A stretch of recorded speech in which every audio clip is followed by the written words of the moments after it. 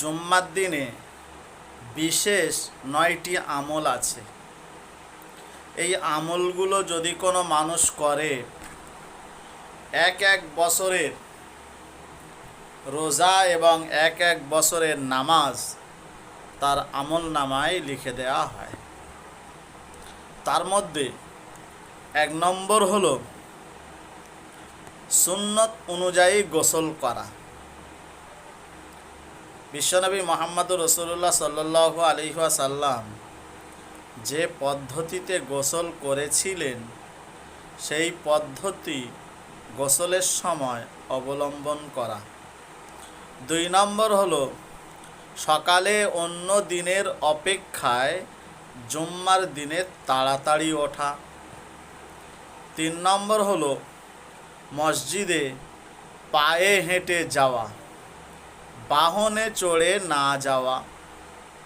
বাহন বলতে গাড়ি, সাইকেল কিংবা বাইক ইত্যাদি যে সমস্ত যানবাহনগুলো আছে, এই যানবাহনগুলো চড়ে জুম্মার দিনে মসজিদে না যাওয়া।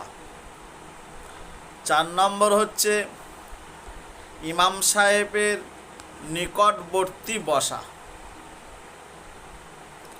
একেবারে ইমাম সাহেবের নিকটবর্তী বসার চেষ্টা করা। 5 নম্বর হচ্ছে খুতবা মনোযোগ সহকারে শ্রবণ করা, অর্থাৎ ইমাম সাহেব যখন খুতবা দেবেন সেই সময় কারোর সঙ্গে কোনো কথাবার্তা না বলা, মন দিয়ে খুতবা শোনা। 6 নম্বর হচ্ছে নিজের কাপড় বা চুলের সঙ্গে খেলা না করা। অনেকে কি করে, জামার কাপড়টা দেখছে সুতির না টেরিকটের, অনেকে কি করে আরেকজনের কাপড় এরকমই হাত দিয়ে দেখছে, চুল নিয়ে এরকম খেলা করছে, কিংবা কোনো কাঁকর নিয়ে এরকম টাকর মারছে। অনেক রকমের অস্বস্তিকর জিনিস আছে যেগুলো বর্জনীয়, সেগুলো নিয়ে কি করে মসজিদের কোণে ফেলছে। এগুলো না করা। 7 নম্বর হচ্ছে সামনের কাতার যদি পরিপূর্ণ হয়ে যায় তাহলে কারো ডিঙিয়ে ডিঙিয়ে সামনের কাতারে গিয়ে না বসা।